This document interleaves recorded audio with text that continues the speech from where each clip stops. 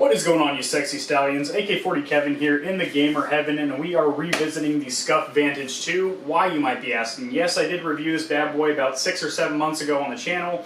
Absolutely loved it. I had since returned that one after playing with it for about a month. Get that full money back, you know. Just wanted to review it and give you guys my initial impressions and my overall thoughts after about a month of gameplay. But I liked it so much, and I've tested so many controllers since then. The Astro C40, the Nacon Revolution Unlimited, a ton of other ones. I've done the Dawn Custom Paddle Remappable Kit on a stock PS4 controller.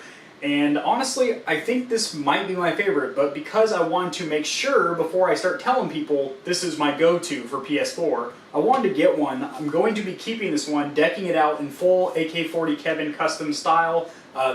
Pictures on the screen here. Shameless flex for my company. If you guys need a little custom controller made, I ship worldwide, so just let me know. But I will be decking this one out. I will be keeping it permanently or until it breaks. That's another thing. I want to see the long-term durability because Scuf does not have the best reputation with long-term durability and reliability. However, they were recently purchased by, oh man, what's the name of them? Corsair, which is a great PC peripheral company, and I have a feeling over the next 4 to 6 months they're going to correct a lot of their quality control issues in the factory there.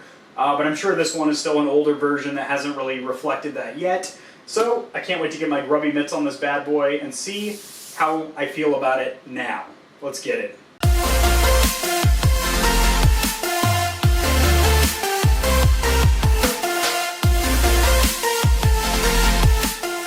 Alrighty boys, over here at the Stormtrooper desktop as always, you know where we do our work around here. By the way, I really do appreciate my subscribers. By the way, I'm about to hit 2,000. By the end of this year, I do plan on hitting 5,000 subscribers. That might seem like a stretch, but I know I can achieve it. I have some very good plans in place that are going to be implemented on this channel to make sure I reach that goal.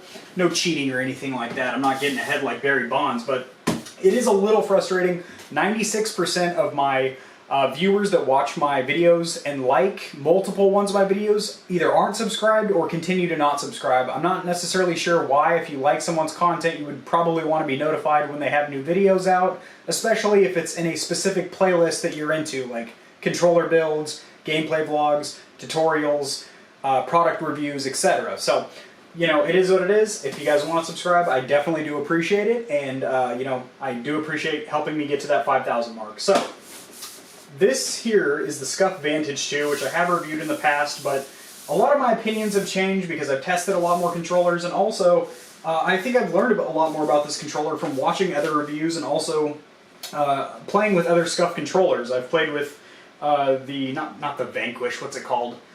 Oh boy. It's so elusive to me. Other Scuf controllers recently. So let's go ahead and pop into this. I will say right away, the packaging is really nice. What does it have to do with anything? You can tell a lot about a company's quality control, even their customer service from how the box is. You know, you can tell if you get a cheap little Chinese controller like this $30 controller here, before you even open it up and get your hands on the cheap flimsy plastic, you already know what you're getting into just by looking at the box, reading the non-color instruction manual that basically disintegrates in your hand. You pretty much know that the controller is going to do the same thing. So this is just the outer box. It does have a little dent here. I'm sure that's not Scuf. That's probably the shipping process from Amazon, but we won't hold that against them today. Alright, you're going to hold this little foreskin flap here and pull it out with your fingernails. I don't have any Wolverine nails or anything, so it's going to be a real bitch and a half to get into. There we go. I'm actually opening it up from the bottom end, or the rump end. Take these skizzers here. As you see, I am also rendering a video in the background. That is yet another YouTube video getting uploaded to the channel. Sweet. Now I do remember, I really did love the box quality of this bad boy initially, so I'm sure nothing has changed. Oh my god, no it has not. It's like a little treasure box. When you get a Scuf controller, especially if you got it customized from them, and you know when you open this little treasure chest, it's an expression of yourself. It's more than a piece of plastic. It's an expression of the gamer that you are. It's very deep, and it's meant to be. Get a little bit closer to Daddy so you can see what I'm doing over here. There you go. Get a good a good view of the old thighs here. All right, let's slide into this bad boy. Make sure the lighting's good for this phenomenal unboxing. that out of there. There we go. Oh, yes. So every time, these little flippity flap papers here, they're just kind of like loose in here. I think you're supposed to grab it off like this. This is your little before you start card. Just telling you, hey, update the firmware or it's going to be all glitchy for you. Stuff you should already know if you've had a premium controller in the past. Precision and control in every direction. So it's not one direction like the band. I think I made that joke in the initial review. So rerun. Oh, I broke it. Darn it. Just kidding. They are magnetized faceplates on these, which is really cool. I don't think it's supposed to come off that easy, but tis what it is. Good to go. So there is stickers on it to keep, you know, like a fingerprint reserve on the touchpad down here. This is for your volume. You can turn up your headset. You can tap and mute, etc. Really cool feature. I like that. They added that from the Vantage 1 to the Vantage 2. They also fixed a couple of their quality control issues, quote unquote. I don't know if that's true, but we'll find out through the long term of, you know, rough stick play with this bad boy.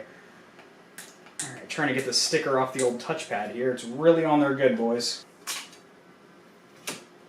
Ah, yes. Little tab right there.